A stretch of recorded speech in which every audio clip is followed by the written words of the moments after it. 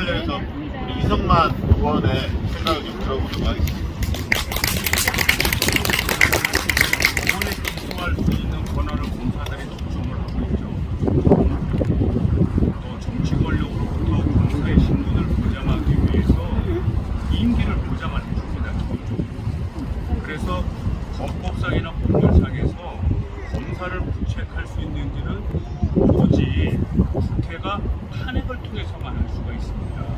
그래서 검사가 자기가 안 나간다 그러면 어떻게 할 방법이 없어요. 저희가 볼 때는 뭐 검사들을 앞세워서 뭐 공정과 상식 있는 나라 만든다고 했지만 지금 뭐 다 알다시피 형평성이 틀리고 선택적 정의를 하고 있지 않습니까? 누구한테는 검사 60명이 달라붙어갖고 돈을 받지도 않았는데 이상한 죄목을 만들어서 문제를 삼고 또 어떤 사람들은 명백함에도 불구하고 주가 조작을 한 녹음이 있는데 그거를 수사도 하지 않냐. 또 60억을 받아 처먹었는데 무죄라고 얘기하고. 그래서 이미 검사가 검사로서의 역할을 이미 상실해버렸다. 다만 지금에 있는 법률적 구조에서 이거를 해결하는 유일한 길은 우리 국회가 탄핵을 시키는 길밖에 없습니다. 그래서 국민적인 공감이 강한 부분, 특히 곽상도 그 50억에 대해서 그 무죄를 받게 한 거는 누가 봐도 검사와 판사가 짜고 한 것이 아니냐라는 강력한 의심을 하고 있거든요. 죄를 물어야 될 검사가 면죄부를 주기 위해서 노력했다고 한다면 이거는 저는 국회가 분연히 일어나서 탄핵을 시켜야 된다. 앞으로 이런 문제가 논의될 수 있도록 좀 많은 지지 부탁드립니다. 그리고 날 이재명 대표 체포동의안 그 표결 결과를 듣고 멘붕에 빠진 국민들이 어마어마하게 많죠. 굉장히 그 충격적인 일이었는데요. 그래서 앞으로 또 체포동의안 또 올 거라고 많은 분들이 예상을 하고 있습니다. 민주당 뭔가 좀 변해야 하지 않을까, 이대로는 안 된다, 이런 그 당원들의 분노가 굉장히 높은 상황입니다. 어떻게 다음번 체포동의안 오는데 걱정 안 해도 되는 상황인지, 지금 민주당 어떤 상황인지 좀 말씀 좀 해주시기 바랍니다. 사실 그 결과를 보고서는 많은 국민들이 분노했고, 특히 더불어민주당의 강력한 지지를 해주시는 분들이 본인들이 생각지도 못했던 결과가 나왔을 때 문자들이 많이 왔었습니다. 사실 저희가 조금 더 치밀하게 세밀하게 한 번 한 번 의원님들하고 더 소통하고 이렇게 해가지고 당연히 부결을 시켜도 압도적 부결을 시켰어야 되는데 그렇지 못한 거에 대해서는 일단 죄송하다는 말씀을 먼저 드리겠습니다. 앞으로 이제 제2, 제3 체포동의안이 분명히 들어올 것이 사실입니다. 그렇기 때문에 저희가 더불어민주당이 혹시라도 이견이 다를지라도 이 하나의 의견으로 모을 수 있는 그런 중지가 필요하지 않을까 생각되고요. 그러기 위해서는 또 여기 우리 우원식 전 원내대표님도 계시지만 이 다선 의원님들께서 중심을 잡아주셔가지고 함께 가야지만이 더불어민주당이 살 수 있다는 건 그건 기정사실 아닙니다. 아무리 추워도 봄을 이길 수는 없습니다. 이렇게 따뜻한 봄 햇살이 오면은 새싹은 돋아나게 돼 있습니다. 저희가 아무리 검찰 정부에서 이 지탄을 받고 압박을 받고 무력적인 모든 모욕을 참고 견디다 보면 반드시 봄이 올 것이라고 생각됩니다. 그렇기 때문에 이럴 때일수록 국민들과 함께 또 더불어민주당 당원들과 함께 민주당의 국회의원들은 단일 대우로 하나로 뭉쳐서 함께 갔을 때만이 반드시 승리할 수 있다고 생각됩니다. 맞습니다. 그렇기 때문에 저 역시도 앞으로 다른 의원님들과 더 소통하고 더 함께 할 수 있는 방안들을 찾도록 하겠습니다. 고맙습니다. 우리 대단하네요. 예수님 믿고 성령 믿고 정치를 믿냐고. 개딸개딸하게 하세요. 왜? 요새 언론에서 개딸과 함께 따돌아다니는데 개딸 아니에요. 그냥 개딸. 진짜 좀 미치겠다고요. 많이 계시니까 한 번만. 자, 최강 의원님께 여쭤보고 싶은 게 있는데, 아니 요즘에 진짜 윤석열 정부, 윤석열 대통령 하는 거 보면 진짜 거침없이 해요. 아무 생각 없이. 지금 오늘 뭐 어제 아까 우원식 의원님께서 말씀하셨지만 어제도 폭탄이 2개나 터지지 않았습니까? 일본 관련해서 그리고 노동 문제 터졌고 뭐 계속 끊임없이 지금 막가파 정권다운 진정공을 보이고 있는데 왜 이렇게 진짜 이게 자기들 마음대로 그 지금 국정운영을 이렇게 하고 있는지 그 사람들 머릿속에 뭐가 들어있는지 궁금합니다. 끝이 보이는지도 좀 말씀을 해주시고요. 많은 분들이 유소연이라는 어떤 생명체가 대통령이 되겠다시고 나왔을 때 그 사람은 뭘 하기 위해서 대통령을 나온 것인가에 대해서 궁금해하셨어요. 근데 그거에 대해서 지금까지도 확인된 바가 없어요. 뭘 하자고 지금 대통령을 하겠다고 하는 것인가. 그냥 드러나는 현상으로만 봐서는 술을 먹는 데는 굉장히 진심인 것 같은데, 그러면 그런 말씀들을 하시잖아요. 지가 제일 상석에 앉아서 술 마시려고 대통령 하고 싶어 했다. 오죽하면 그런 말씀을 하시겠습니까?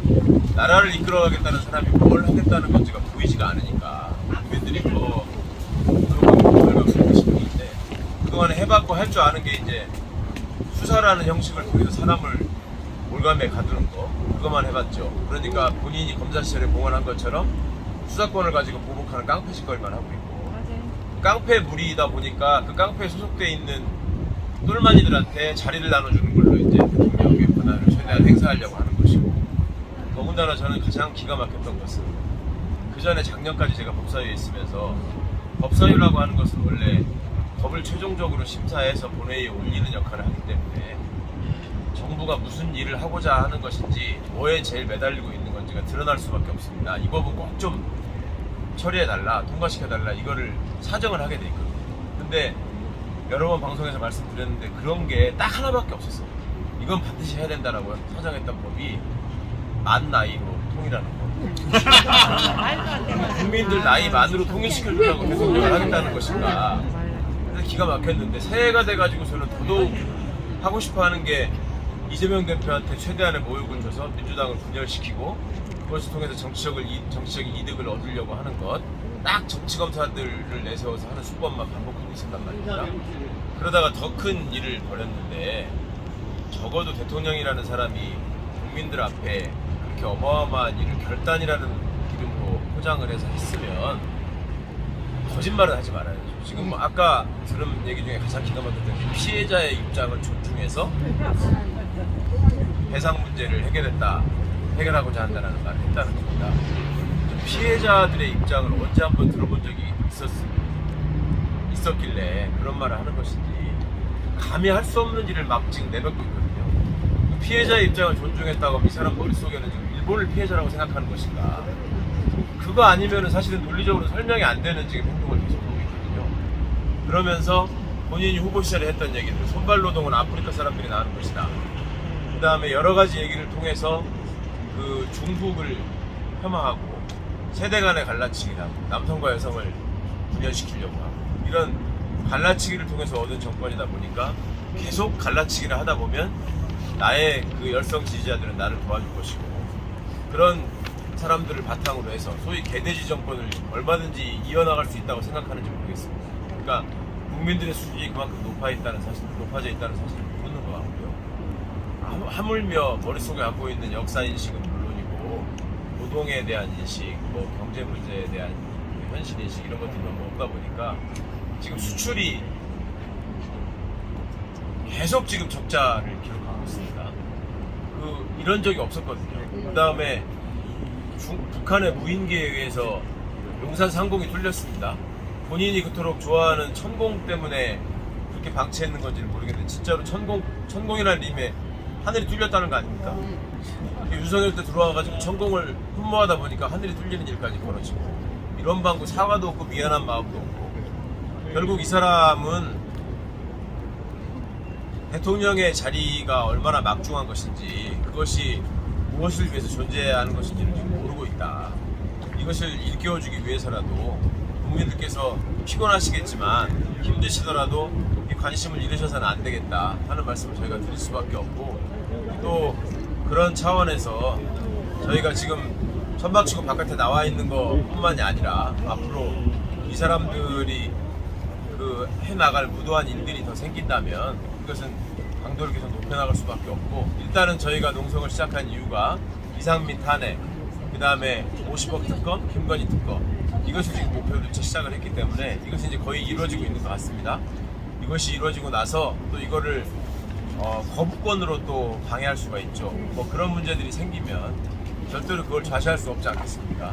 그때까지 여러분들 마음 모아주시고 또 뜻을 또 보태주시면 민주당 의원들 적어오면 하지 않고, 지금 뭐 벌컥수를 둬가지고 국민들의 분노와 실망을 자아낸 분들도 돌아서 지금 많이 후회하실 것 같습니다. 그것 때문에 벌어진 얼마나 많은 그 효과가 있는지에 대해서 본인들이 알고 계실 거라고 생각하기 때문에 뭐 분열하면 안 된다는 건 너무나 당연한 일이죠. 근데 앞으로도 분열을 조장하는 사람들이 있다면 그것도 방치해서는 안 될 일일 것 같고, 근데 그 분열이라고 하는 것은 국민들의 감시와 성원이 있으시면 절대로 분열할 수 없다는 것은 역사적인 진리입니다. 그러니까 꼭 잊지 마시고 늘 하여튼 이 현실에서 외면을 하지 마시고, 아무리 지겹고 참담하시더라도 우리가 눈길을 거두면 저것들은 더 좋아한다, 우리끼리 더 배운다, 이런 마음을 꼭 잊지 않으셨으면 좋겠습니다.